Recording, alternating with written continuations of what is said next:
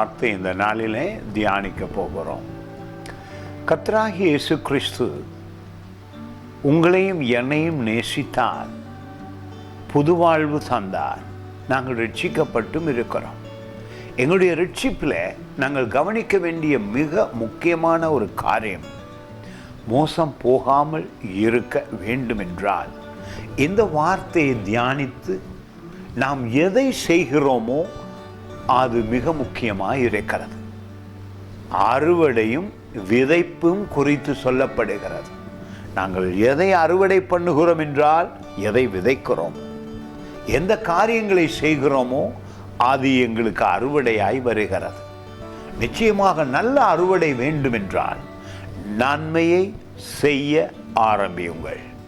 விசுவாச வார்த்தையை பேச ஆரம்பியுங்கள். ஆலயத்தில் ஜனங்களை ஆசீர்வதியுங்கள். உங்கள் வீடுகளில் ஜனங்களை ஆசீர்வதியுங்கள்.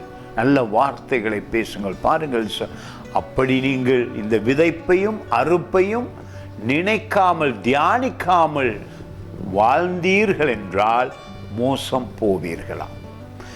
கலாத்தியர் புத்தகம் 6ஆம் அதிகாரத்திலே 7வது வசனம் மிக அருமையாயிருக்கிறது. சொல்லுகிறது, மோசம் போகாதிருங்கள், தேவன் தம்மை பரியாசம் பண்ண விடார்.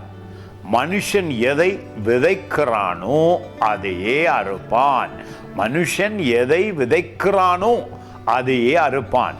விதைப்பதும் அறுப்பும் என்பது பூமியிலே தேவன் வைத்திருக்கிற ஒரு காரியம்.